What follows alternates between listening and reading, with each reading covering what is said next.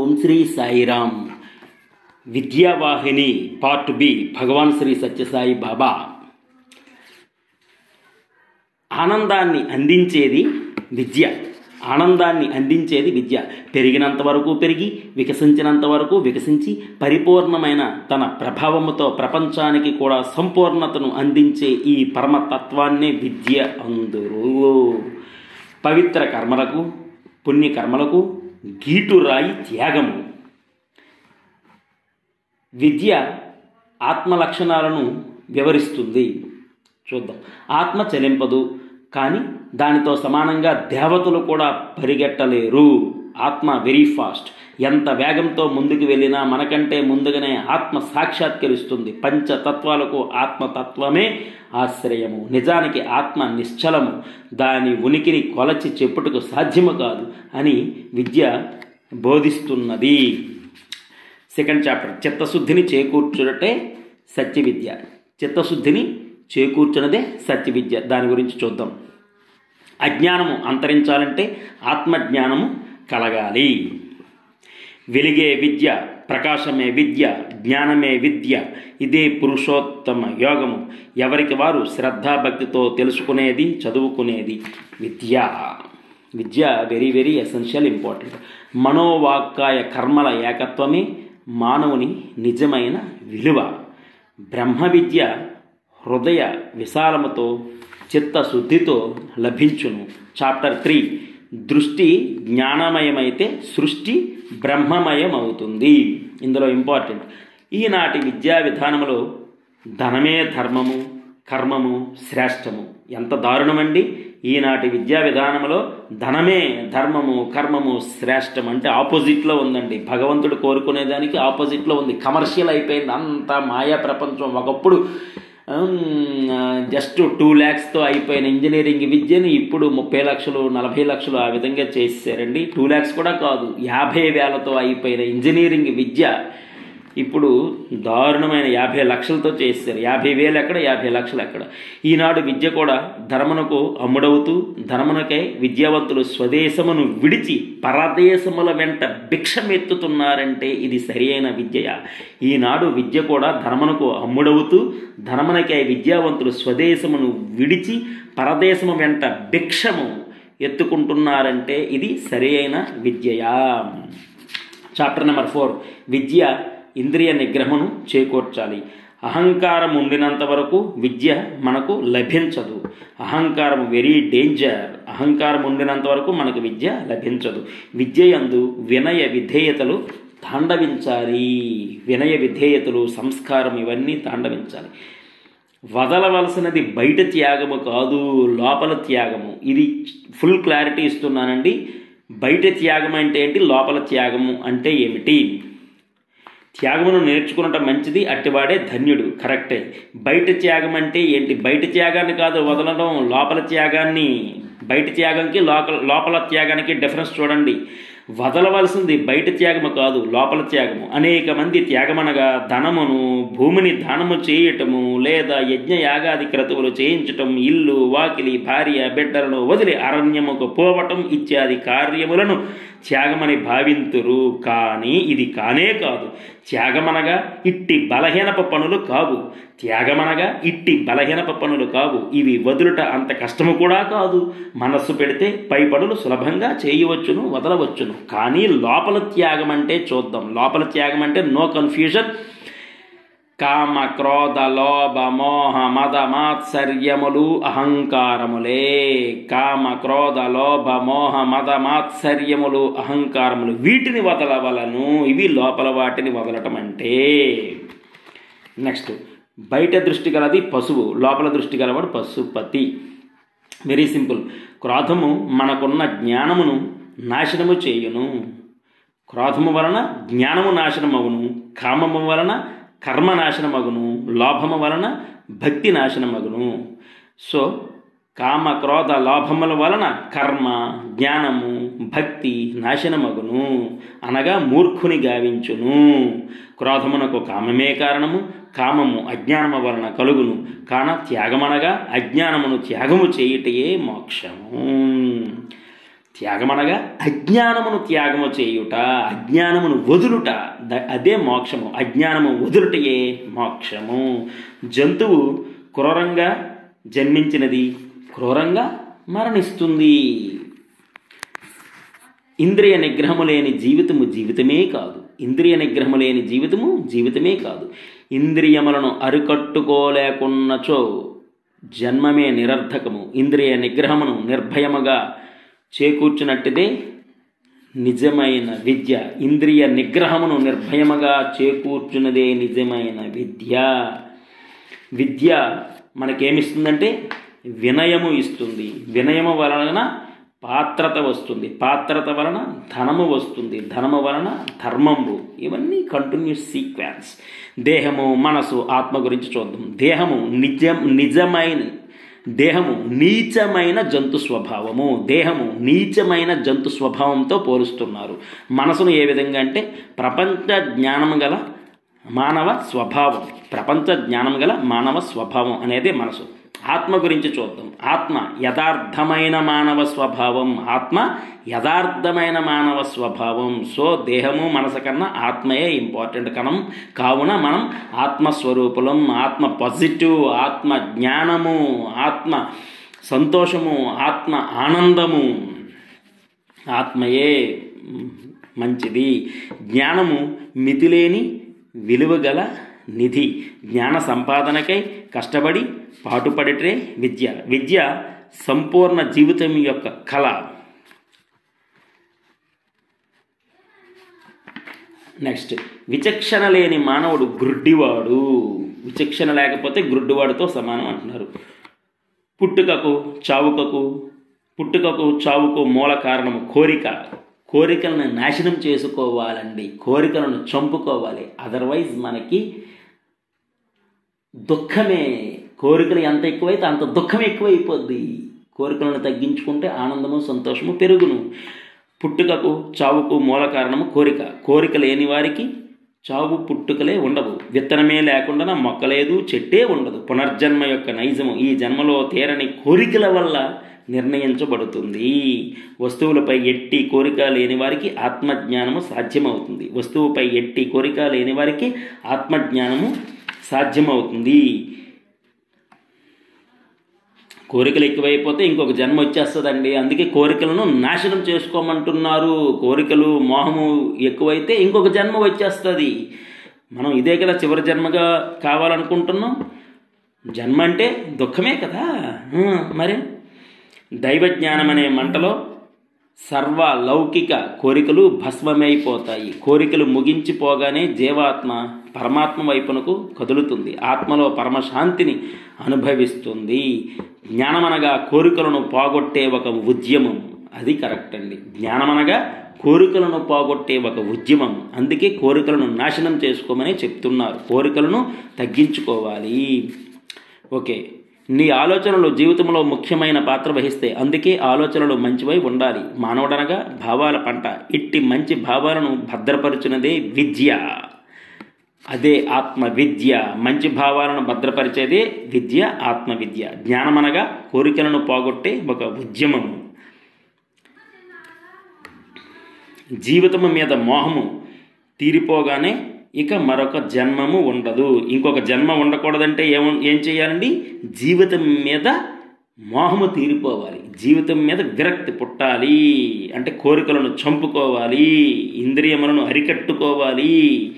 నాలుగుతో చేసే పాపములు చెయ్యరాదు, దేహముతో చేసే పాపములు చెయ్యరాదు, మనసుతో చేసే పాపములు చెయ్యరాదు. నాలుగుతోనూ, దేహముతోనూ, మనసుతోనూ చేసే పాపములు 17. ఆ 17 పాపములను చెయ్యరాదు. మరియు అహంకారము కూడా ఉండకూడదు. నెక్స్ట్, ఆత్మ విద్యాభ్యాసము చేత బ్రహ్మ విద్య బోధవుతుంది. దేవుడు ఒక్కడే, సబ్కా మాలిక్ ఏక్. ఏ దేశమైనా ఏ మతమైనా ఆత్మ విద్యాభ్యాసమును అనుసరించిన బ్రహ్మ విద్య బోధపడుతుంది. ఏ దేశమైనా ఏ మతమైనా ఆత్మ విద్యాభ్యాసమును అనుసరించిన బ్రహ్మ విద్య బోధపడుతుంది. బ్రహ్మ విద్య అనగా కామ, క్రోధ, లోభ, మోహ, మద, మాత్సర్యములను, అహంకారములను నాశనము చేయుటయే బ్రహ్మ విద్య. ఆత్మ విద్య అనగా మంచి భావములు. బ్రహ్మ విద్య very very important. Next chapter number 7, మానవత్వమును నేర్పనిదే బ్రహ్మ విద్య. విద్య జీవన ఉపాధి కొరకు కాదు, జీవిత పరమావధి కొరకు క్రమశిక్షణ ఇచ్చేటటువంటిదే విద్య. డిసిప్లైన్ ఇస్తుందండి విద్య అనేది. ఉపాధ్యాయునికి సత్ప్రవర్తన లేకపోతే సంఘము చెడిపోతుంది. ఉపాధ్యాయునికి సత్ప్రవర్తన ఉండాలి, అదర్వైజ్ సంఘము చెడిపోతుంది. బ్రహ్మ విద్య అనగా చెప్పుకున్నాం, మళ్ళీ చెప్తాం. కామ, క్రోధ, లోభ, మోహ, మద, మాత్సర్యములు, అహంకారములు లేకుండాటయే బ్రహ్మ విద్య. ఆత్మవిద్య అనగా మంచి భావాలను భద్రపరుచున్నదే ఆత్మవిద్య. బ్రహ్మ విద్య వెరీ ఇంపార్టెంట్, అలాగే ఆత్మవిద్య వెరీ ఇంపార్టెంట్. Chapter number 8, ఏకత్వములోని దివ్యత్వమును నిరూపించాలి. ఏకత్వములో దివ్యత్వమును నిరూపించాలి అంటాడు. ఇది చాలా చాలా బాగుందండి. ఇందులో కారణ జన్ముడు గురించి వివరిస్తారు. ఎవరు మానవ కోటికి మేలు చేస్తారో వారు భగవంతుని ముద్దు బిడ్డ, దేశమునకు ఆదర్శ సోదరుడు, ఆత్మజ్ఞాన పాత్రుడు. ఇతరుల మేలు వృద్ధి చెందాలని ఎవరైతే తన ధనమును, బలమును, ఆలోచనలను, ప్రసంగమును వినియోగించునో వాడే మహిమగల మానవుడు, వాడే పొడమపై పుట్టిన కారణ జన్ముడు, నిష్కామ సేవ వ్రతుడు. ఎంత బాగా కారణజన్ముడి గురించి వివరించారంటే, ఎవరైతే మానవ కోటికి మేలు చేస్తారో వారే భగవంతుని ముద్దుబిడ్డ, దేశమునకు ఆదర్శ సోదరుడు, ఆత్మజ్ఞాన పాత్రుడు. ఇతరుల మేలు వృద్ధి చెందాలని ఎవరైతే తన ధనమును, తన బలమును, తన ఆలోచనలను, తన ప్రసంగమును వినియోగించిన వాడే మహిమగల మానవుడు, వాడే పొడమపై పుట్టిన కారణ జన్ముడు, నిష్కామ సేవ వ్రతుడు. నెక్స్ట్, స్వధర్మవ్రతుడు అయిన మానవుడు ఎక్కడున్నా శాంతంగానే ఉండును, తన పరిసర ప్రాంతములు కూడా శాంతంతో నిండి ఉండును. నెక్స్ట్, మనసును దైవచింతనతో, హృదయమును పవిత్ర భావముతో, చేతలు నిష్కామ కర్మలతో పోషించు దైవ గుణమును విద్యయని చెప్పవీలగును. మనసును దైవచింతనతో, హృదయమును పవిత్ర భావముతో, చేతలు నిష్కామ కర్మలతో పోషించు దైవ గుణమునే విద్యయని చెప్పవీరవును. సేవలోని రహస్యమును మొదట నేర్వవలను. ఇంకొకరికి నీవు సేవ చేయాలి అంటే వానిని నీవు అన్ని విధాలా సంతోషపెట్టి తీరాలి. అంతేగాని సేవ సేవ సేవ అని ఇతరులను బాధించకూడదు. మానవ కోటికి క్షేమమును కలిగించు రహస్య మార్గమేమన ఇతరులకు సేవ చేస్తూ వారి వల్ల తాను సేవ పొందాలని వేచి ఉండకూడదు. అంటే తిరిగి ప్రతిఫలము ఆశించకూడదు. ఇది వెరీ వెరీ ఇంపార్టెంట్ అండి. మానవ కోటికి క్షేమము కలిగించు రహస్య మార్గం ఏమన్నా ఇతరులకు సేవ చేస్తూ వారి వల్ల తాను సేవ పొందాలని వేచి ఉండకూడదు. అనగా తిరిగి ప్రతిఫలము ఆశించకుండా ఉండాలి. మనం సేవ చేసి వదిలేయాలండి, అంతేగాని వాళ్ళ నుంచి మనం ఏం ఎక్స్పెక్ట్ చేయకూడదు. అది. నెక్స్ట్, ఉత్తమమైన సుఖము ఏదంటే తృప్తి. ఎచ్చట కాఠిన్యం ఉండనో, పవిత్రత ఉండునో అచ్చట సౌశీల్యత కాచుకొని ఉండును. మొదట నిన్ను నీవు సంస్కరించుకోమని బోధిస్తుంది విద్య. తర్వాత ఇతరులను చక్కబరుచు అని ఆదేశిస్తుంది విద్య. అంటే తన్నుమాలిన ధర్మం మొదలు చెడ్డ భయం ఉండకూడదు. ఫస్ట్ నీ గురించి నువ్వు చూసుకో, తర్వాత ఇతరుల గురించి అది ఆలోచించుకో అని. దేశభక్తి, దేశప్రేమ ఇవి సకల మానవ కోటిపై ప్రేమ ఉన్న ఎన్నో రెట్లు తక్కువ.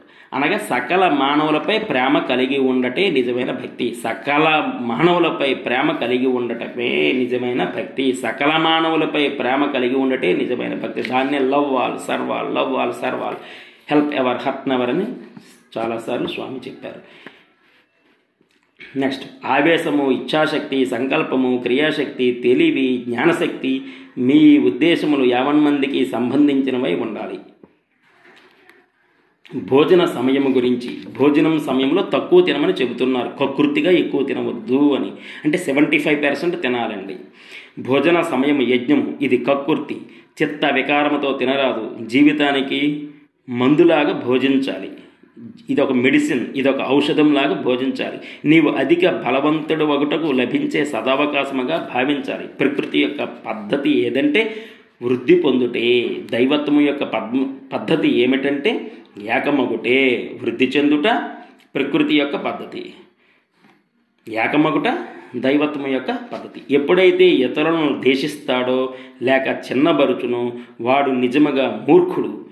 ఎవరిని ద్వేషించకూడదండి. ఎవరైతే ద్వేషిస్తారో చిన్నబరుస్తారో ఇతరులను వాడు మూర్ఖుడు. ఏమంటే నిజముగా తాను తననే ద్వేషించుకొనుచున్నాడు, తనను తానే చిన్నబరుచుకొనుచున్నాడు అని అర్థం. ప్రతి మానవుల్లో భగవంతుడు ఉన్నాడు. మరి ఎవరిని మనం నిందించినా బాధ పెట్టినా ద్వేషించినా భగవంతుని ద్వేషించినట్టు, భగవంతుని బాధపెట్టినట్టు, భగవంతుని చిన్నబోచినట్టు, భగవంతుని ఆక్షేపణ చేసినట్లు. అందుకే hurt never, help ever, hurt never. అది నెక్స్ట్. ప్రపంచంలో నాశనము చేయు శక్తులు ఉన్నాయి, అలాగే నిర్మాణాత్మక అంటే అభివృద్ధి చేసే శక్తులు కూడా ఉన్నాయి. విద్య పుణ్యము చేకూర్చును. ఇవి ఉండాలి. ఏవి ఉండాలి? వినయము, ఔదార్యము, విచక్షణ, నిగ్రహము, నమ్మకము, ఓర్పు ఉండాలి. వినయము, ఔదార్యము, విచక్షణ, నిగ్రహము, నమ్మకము, ఓర్పు ఉండాలి. విద్య పుణ్యమును చేకూర్చును. విద్య పుణ్యమును చేకూర్చును. అజ్ఞానము వద్దు, అజ్ఞానము నివారించండి. జ్ఞానమే కావాలి. Chapter number 9. బ్రహ్మజ్ఞానమునకు వైరాగ్యము పునాది. హృదయ శుద్ధి లేక క్షేత్రశుద్ధి, క్షేత్రశుద్ధి లేక చిత్తశుద్ధి లేదు. హృదయ శుద్ధి ఉండాలి, క్షేత్రశుద్ధి ఉండాలి, చిత్తశుద్ధి ఉండాలి. ఆత్మవిశ్వాసము ప్రధాన విద్య. Self confidence very very very important, essential. ఇది ఎన్నోసార్లు చెప్పారు. ఏంటి? కామ, క్రోధ, లోభ, మోహ, మద, మాత్సర్యములు ఉండకూడదు, అహంకారము ఉండకూడదు, ఆత్మవిశ్వాసము ఉండాలి, ఆత్మవిశ్వాసము ఉండాలి. లోకములో ప్రతి ఒక్కరూ విజయమునే కోరుచుండును, అపజయము కోరడు. అలాగే సంపత్తునే ఆశించును, దారిద్ర్యమును ఆశించరు. విజయము కానీ సంపత్తి కానీ ఎట్లు చేకూరును అని విచారించి ఆ విధముగా మనం పోవలను. వాటిని సంపాదించుటకు అన్వేషించి కష్టపడవలను. నెక్స్ట్. జీవుడు మొట్టమొదట చేయవలసినది బంధ విమోచన యజ్ఞము అంటున్నారు. చూద్దాం. బంధ విముక్తికై ప్రయత్నించక విలాస వస్తువులకై పరిగెడుట కేవలము అజ్ఞానము. బంధముననున్నవారు మొట్టమొదట చేయవలసింది బంధ విమోచన యత్నము. ఇది ప్రధానము. నెక్స్ట్. సంసార బంధమున ఉన్నవాడు తన కొసంగు పంచభక్ష పరమాణాదులను చూచి మురిసిపోరాదు, బంధుమిత్రాదులను చూచి మిరుమిట్లు పడరాదు. తానున్నది బంధమును సత్యమును గుర్తించాలి. అట్లు గుర్తింప చేయునదే విద్య. సంసార బంధమును ఉన్నవాడు తన కొసంగు పంచభక్ష పరమాణాదులను చూసి మురిసిపోరాదు, బంధుమిత్రులను చూసి మిరుముట్లు పడరాదు. ఎందుకంటే తానున్నది బంధములో ఆ సత్యమును గ్రహించాలి. బంధము నుంచి బయటికి రమ్మంటున్నారు స్వామి. మోక్షము కావాలంటే బంధము నుంచి బయటికి రావటమే, అదే వైరాగ్యము. లవ్ ఫస్ట్ నుంచి 9 చాప్టర్స్ కంప్లీటెడ్ అండి. Vidyavahini. Love all serve all, help ever, hurt ever, సమస్త లోకా సుఖినో భవంతు. Thank you.